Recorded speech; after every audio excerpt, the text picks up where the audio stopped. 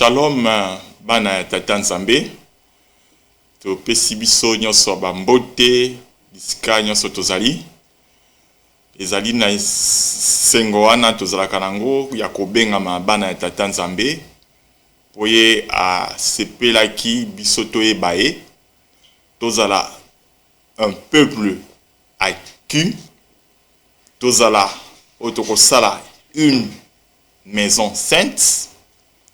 Et c'est là, yango pe azali kotalisa tango yazali kotambola na Israël lokola libota azali kokende koloba na nzela ya prophète Moïse ete Nzambe mokeli yende papa na bino wana azali kotalisa yango na Deutéronome 32 verset 6.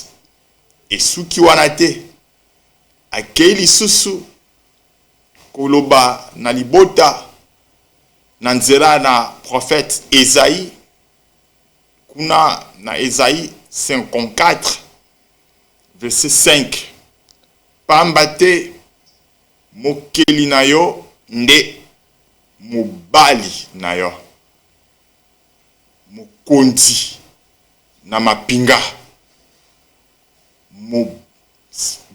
sikoli na Israël. Donc déjà Israël ko zala liboso ya makomi oyo mibale abandaki na kozala na elikia ete ye asimbami pe azali mwana ya mokeli le Seigneur Jésus-Christ, parce que déjà depuis les prophètes l'esprit de Christ travailler auprès des apôtres. Yango, l'apôtre Pierre a révélé biso.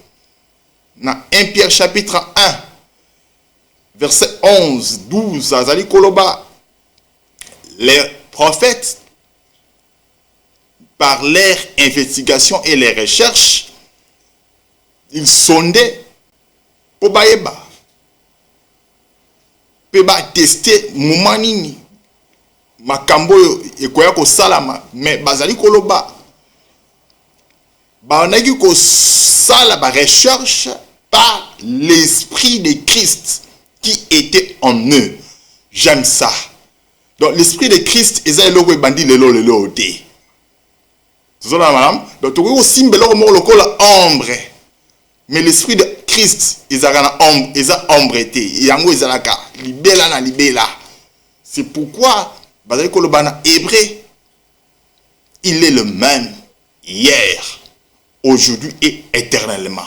C'est lui qui est le même éternellement et hier, c'était au moyen des apôtres et des prophètes.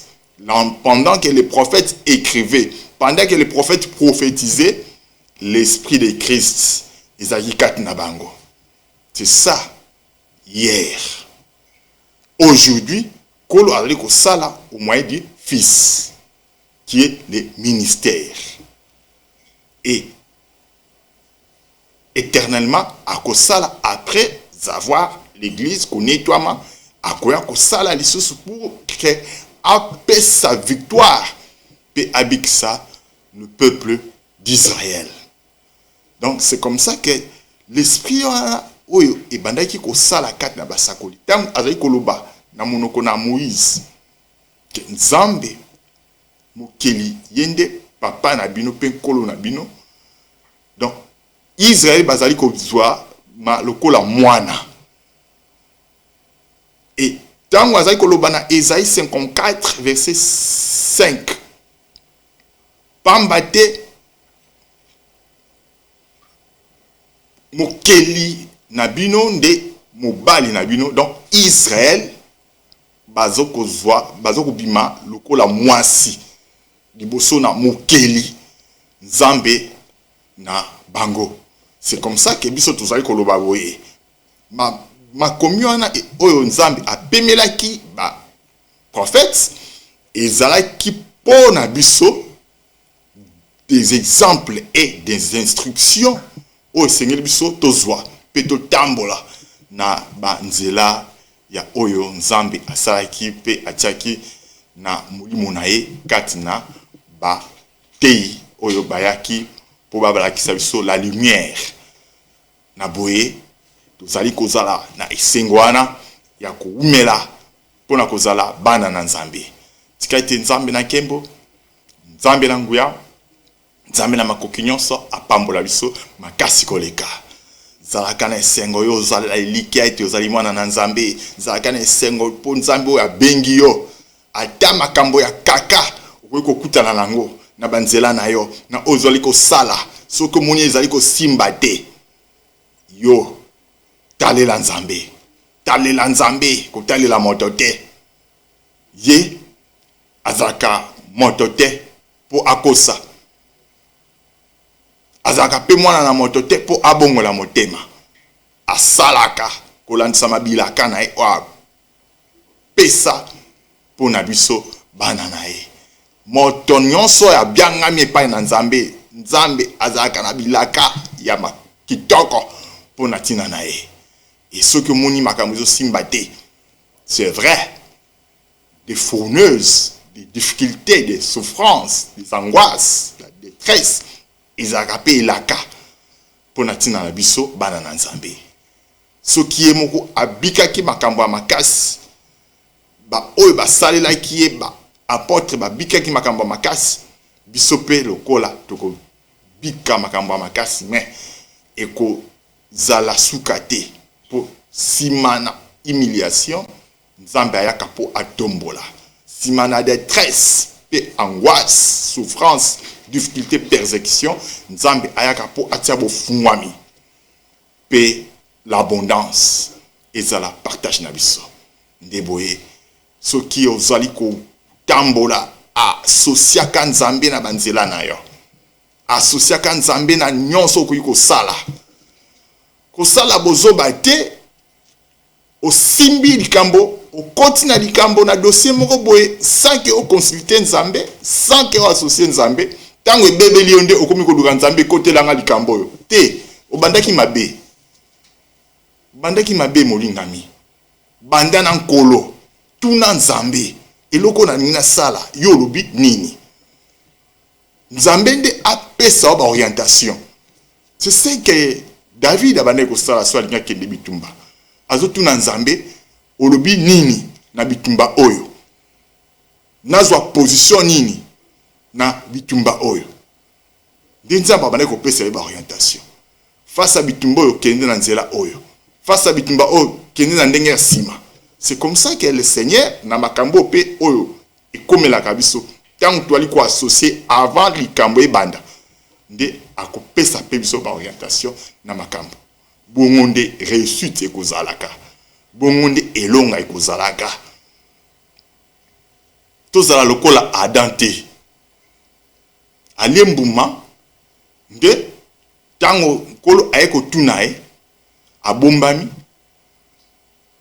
nde Nzambe azokutuna Adam. Qui t'a appris? Dans Jean chapitre 3. Zolanda molingami. Donc biso esengeli nyonso oyo tokosala toyekola ngo epai na Nzambe.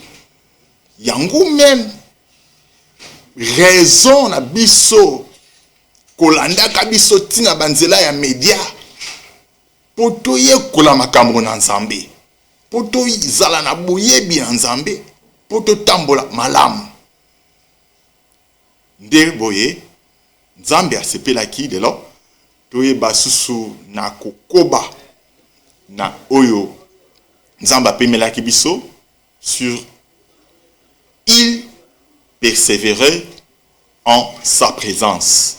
To tirer yango na Actes des Apôtres chapitre 2 verset 42. De Totangi. Je lis au nom de Jésus-Christ. Il persévérait dans l'enseignement des apôtres, dans la communion fraternelle, dans la fraction du pain et dans les prières. Parole du Seigneur. awa tozomona ndenge nini Nzambe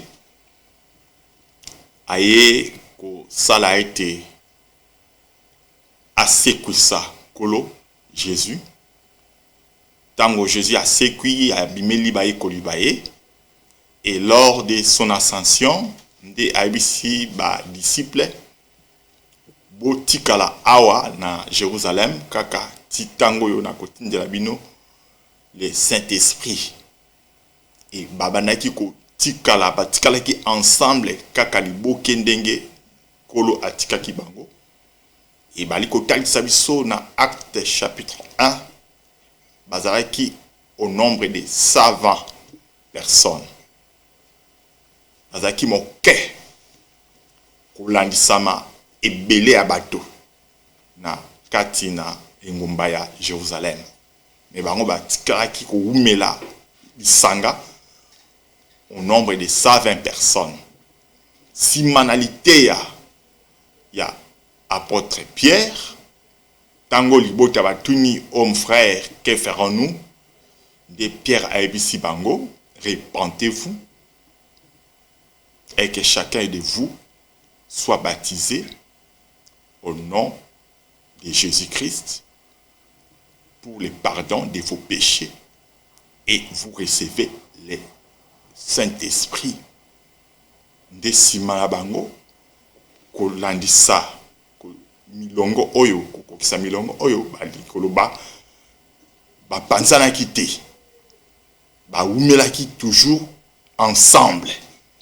Ils demeuraient, ils persévéraient dans l'enseignement des apôtres, dans la communion fraternelle, dans la fraction du pain et dans les prières. Yangonde la base apostolique. Yango izaliko talisa. Tango yo kolo aye po apposer fondement na ndako oye azaliko tonga, qui est l'église, une maison spirituelle, a bandi nano na kutia base. Toujours la madame, baoumela na enseignement des apôtres. Enseignement isa moko. Il s'agit bien de l'enseignement des apôtres.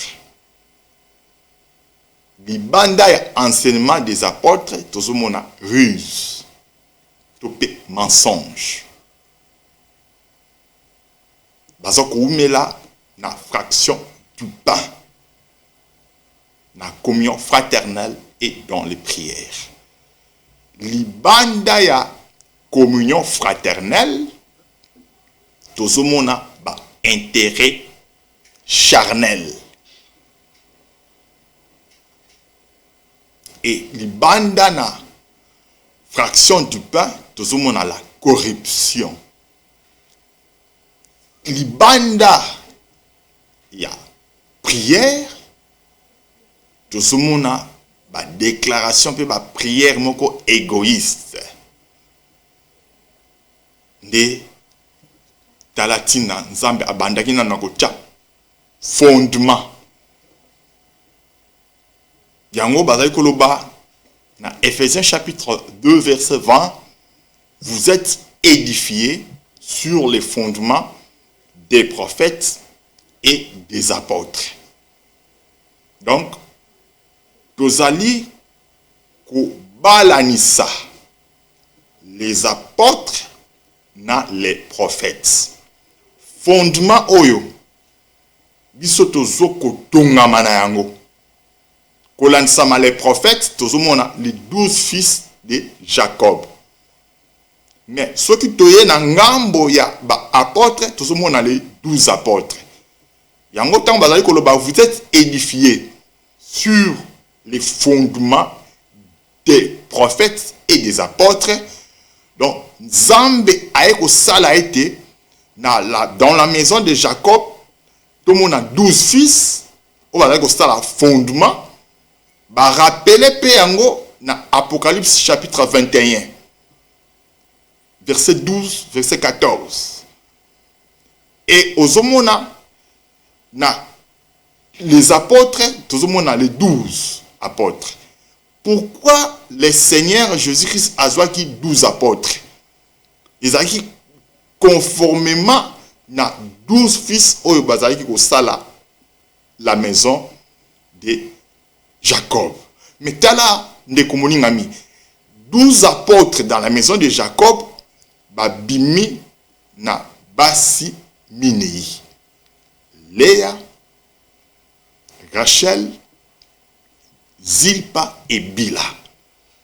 Les 12 apôtres bazali posé na base apostolique au tozomona enseignement des apôtres le cola Léa communion fraternelle le cola Zilpa fraction du pain le cola Bila et prière le cola Rachel sont là 4 pieds ou estimbi table. Yango zomona 12 paires de propositions et tiamaki na table. Table on est na 4 pieds. Dans la maison de Jacob, tozomona 5 prophètes. Mais 5 prophètes au bazar dans la maison de Jacob, il n'y a que 3 qui ont prophétisé. Yango Musakoli Paul tangu nzamba pesi emiso akikoloba na 1 Corinthiens 12 akikoloba tangu moko azali ko prophétiser bamsusu ba se terre ba juger. Donc 2 prophètes bakoki ko prophétiser au même moment. Yango tangu la prophétesse Léa a bandi ko prophétiser dans la maison de Jacob, les autres examiner, juger la prophétie. Tant où la prophétesse Léa a bâti Ruba, à l'obi, l'Éternel a vu mon humiliation. Donc Ruba dans la maison de Jacob, ils ont mis son Nzambe. Le cas la prophétie Oyoya Léa sur Ribin, ezaki correct. C'était ça qui m'a télémi la qui prophétie wanate. Bazoko juger. Kaka la prophétesse Léa a Yesus ko sala déclaration azo continuer ko prophétiser a commis sur Siméon à l'oubli l'Éternel a entendu.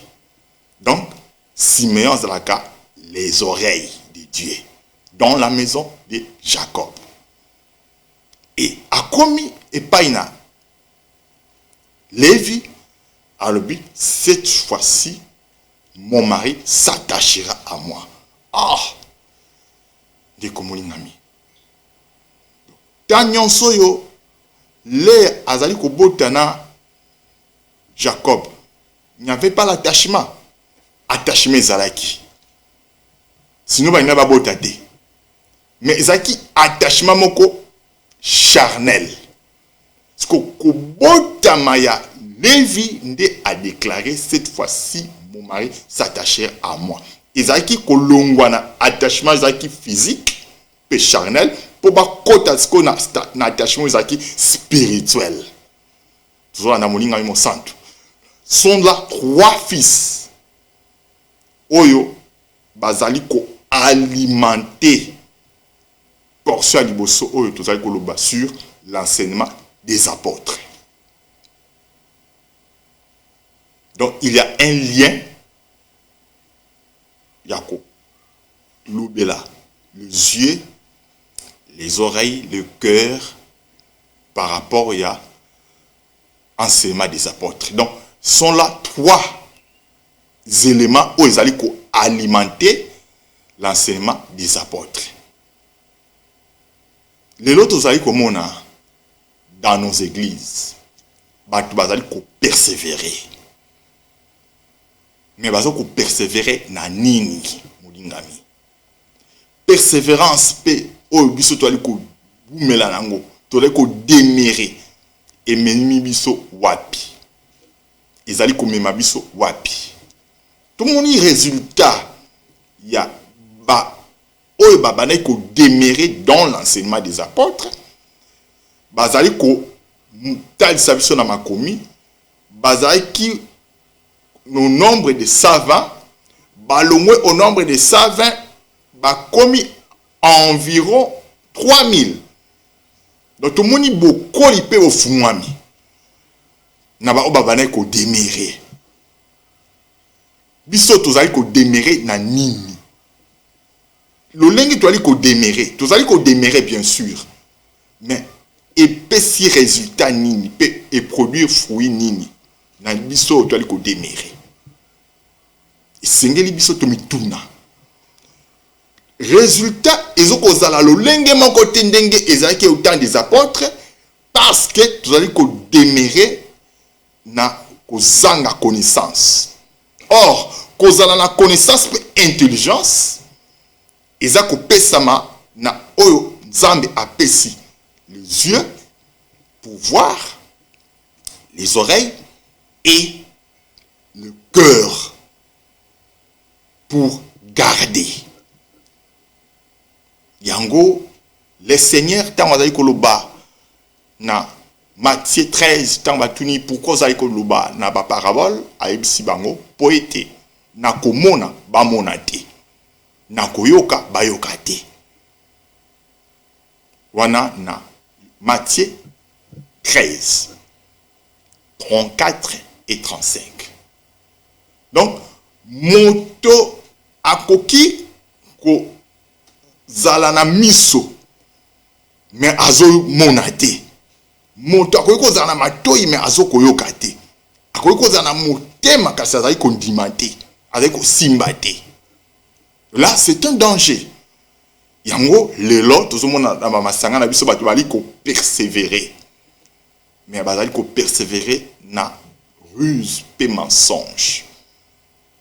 Lité akaka moko memaka moto na boyebi pe moto azala transformer eza enseignement des apôtres. Ezali Nzambe kaka nde apesaka miso matoi pe motema.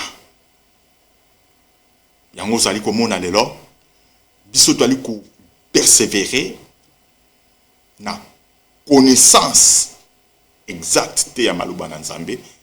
Nde lelo tozomona ba résultat te ya o ezalaki comme fruit na lisanga ya ba apôtre ko babala ko démérer dans l'enseignement. Et boti ba fruit tozomona ba résultat nango positif. Lelo tozomona ngo te parce que connaissance ezali te. Tozo mépriser connaissance. Tozo boire qui sa connaissance. Or, la vie éternelle est liée na connaissance. C'est là où le Seigneur a dit koloba la vie éternelle est que batubaye bayo pe ton fils motindamina yo.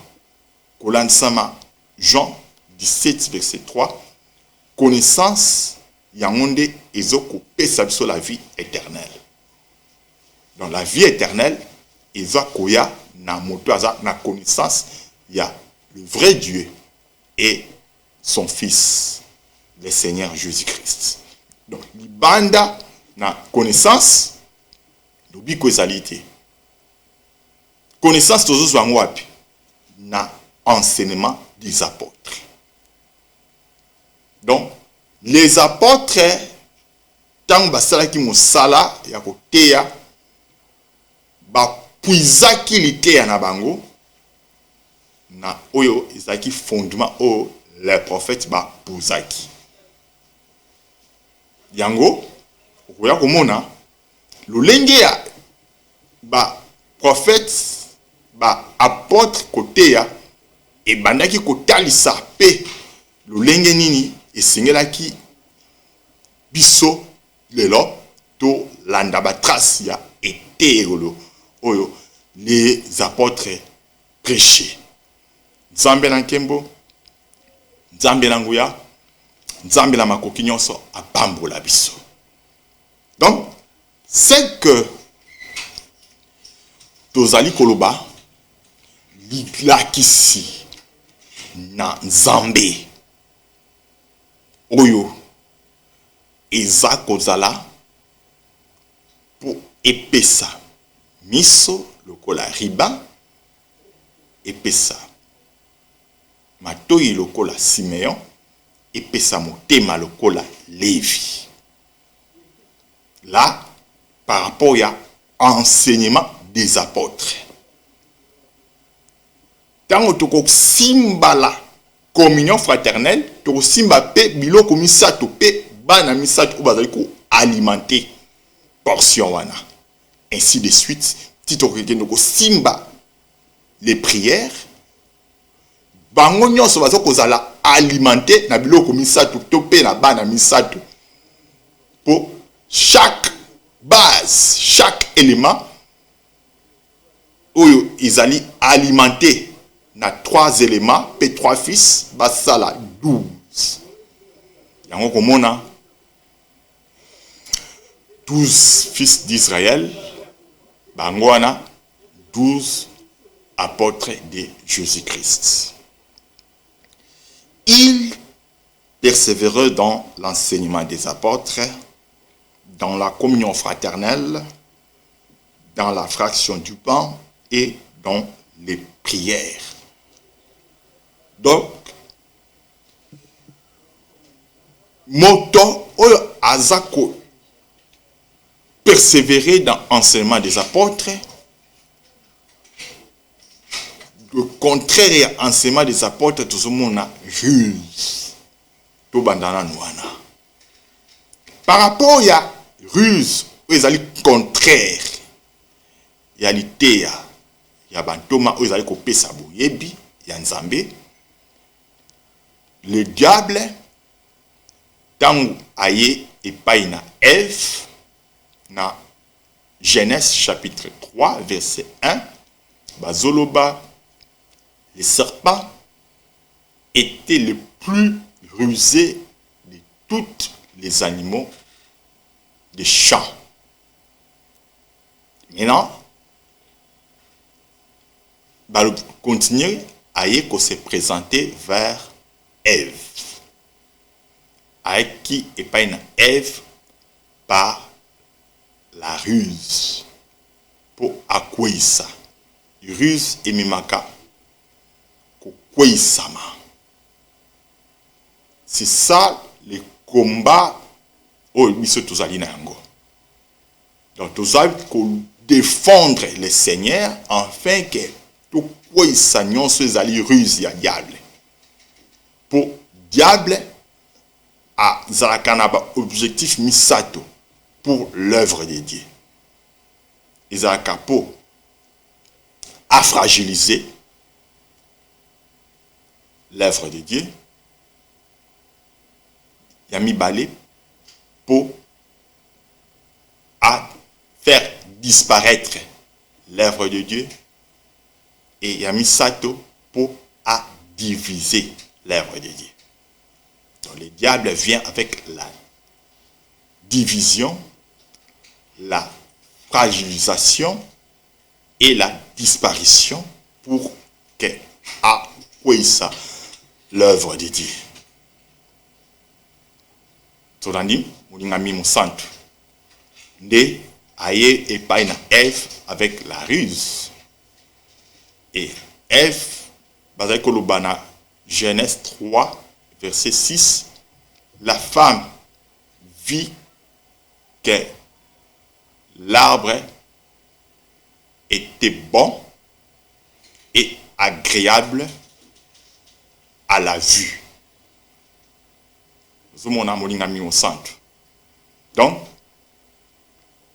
la femme a vu l'apparence. Mouta potentialité wana Il y a comment l'apparence, c'est les diables, les serpents. Lorsqu'on dit dans verset 6, il y a Genèse 3, la femme a vu que les fruits de l'arbre étaient bons et agréables à la vue. Ezaki kolandisama ye kopesa litoi na ruse au serpent ayelaki. Tolandi molinga mimo santo yango tolobaka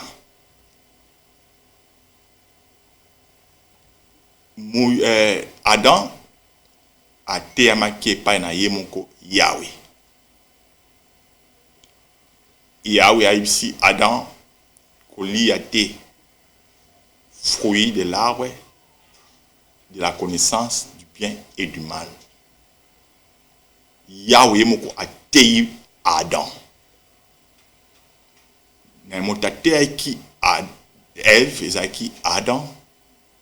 Donc Adam ateyamaki epai na Yahweh. Mais Ève ateyamaki epai na moto. Adam azali moto. Tolandi malamu moninga mi santo. Nde tango serpent aye akoki kosala erreur wana te akende par Adam alingaki alonga te so akende epai ya Adam po Adam ateyamaki epai na Nzambe. Mais lokola Ève ateyamaki epai na Adam oyo aza mpe moto lokola ye le serpent aye kosala ruse ya koleka na nzela ya Ève po akweyisa Ève. Et Ève azaki séduite. Mais Adam ou aliaki mbuma azaki séduite. C'est Ève qui était séduite. Adam aliaki mbuma par amour oye Adam azaki nango vis-à-vis ya mwasi na Ève. Aboyaki kotika Ève akufa ye moko. Par amour ayebaki eloko azaki kosala. Ayebaki conséquence ni ya kotirer na kolia mbuma. Adam ayebaki yango, mais par amour aliaki mbuma. Na koboya kotika Ève akufa ye moko. C'est ça l'amour.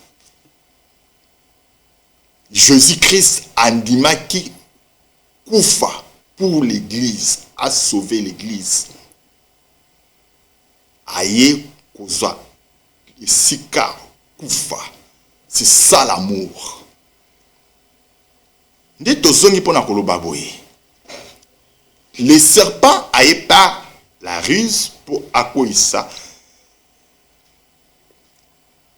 Ève. C'est ça le contraire. Il y a enseignement des apôtres. L'enseignement des apôtres, ils ont coupé sa connaissance afin que tout ça solidement fondé dans ma kambo na Nzambe. Mais contrairement la ruse et zoya pour ekwesa. Molinga mi mosantu. Bleu na ivré eza biloko mibale. Mais soko taliango bo mona lokola ekokani. Makambo na Nzambe ezalaka ya kokokana ya bokokani te. Yango ezalaka vrai. Ndenge prophète bazali koloba na proverbe 20. La parole de Dieu est vraie et approuvée. Donc makambo na Nzambe yango ezalaka vrai. Parce que contraire na ngonde yango la ruse o ezokoya na kokwesa. C'est ça les mensonges. Jésus-Christ azoloba na ba juif na Jean 8 44. Vous avez pour père les diables, les pères du mensonge. Il a été menteur depuis le commencement. Il n'y a pas de vérité en lui. Donc, les mensonges, Ezoya par les diables, c'est lui le père du mensonge. Il a commencé à mentir depuis le commencement par Ève. Donc, lorsque le Seigneur Azali Kolobana, Jean 8, 44, il a été menteur depuis le commencement. Azo sala allusion na koya na ye oyo ayaki par la ruse na Genèse chapitre 3 kokosa Ève. Donc c'est ça tozoloba na etaleli wana. Simba boye les contraires, il y a communion fraternelle, tozomona ba intérêt charnel. Donc expliquer en autant que comment développer sur la communion fraternelle.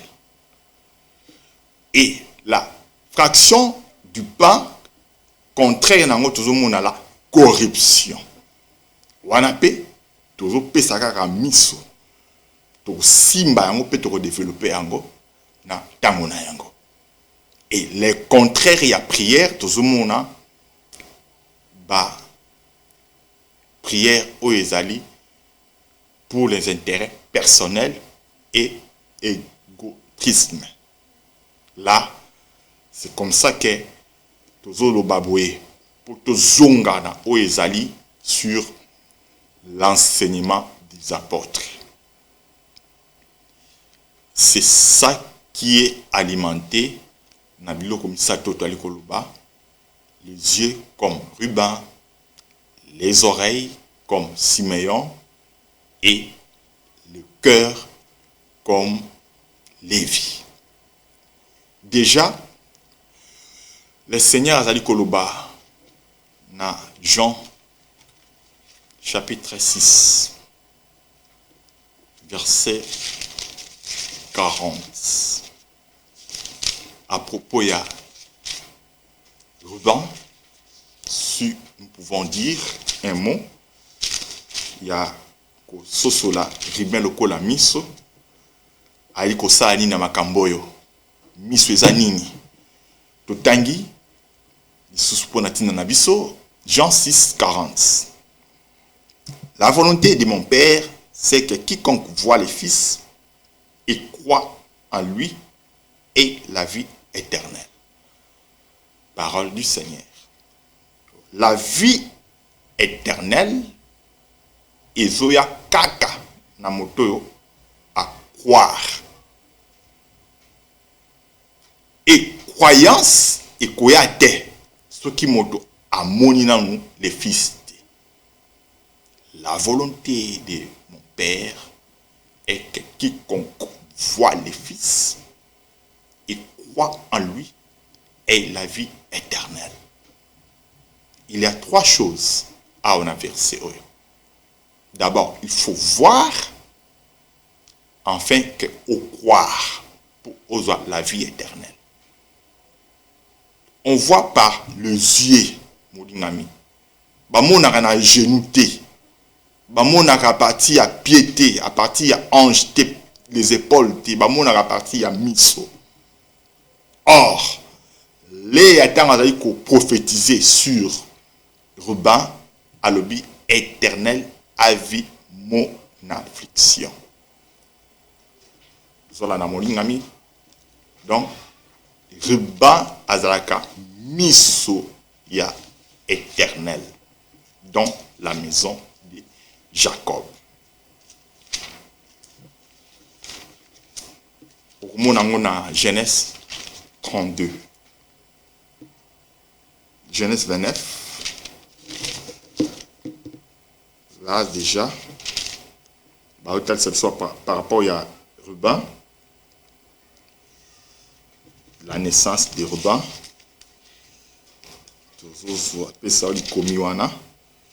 la naissance de Ruben, c'est dans les livres de Genèse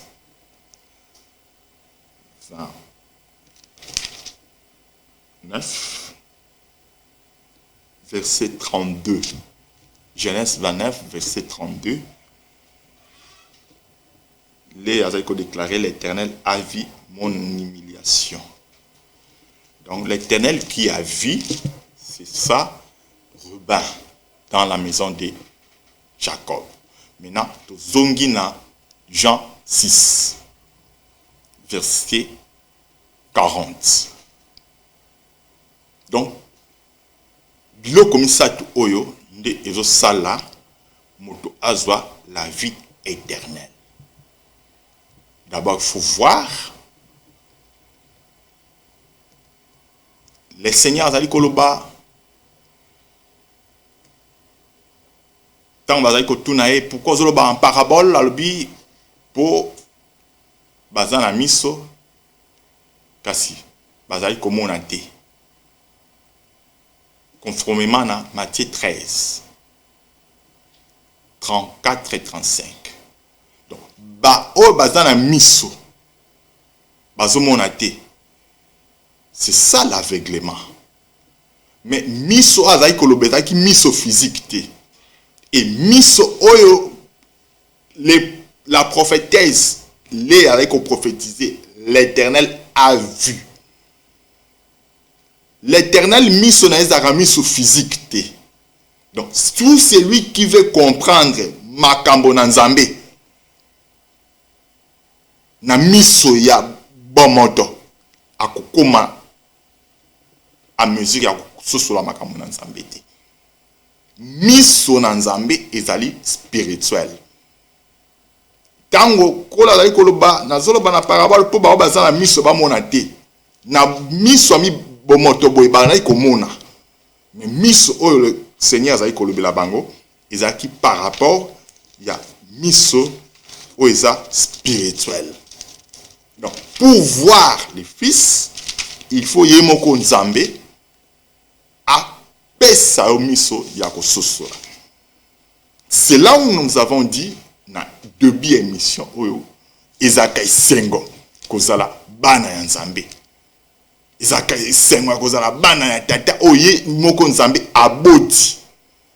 Tango nzambe abotaka ba oya ye apesaka bango miso po ba mona makambo na ye.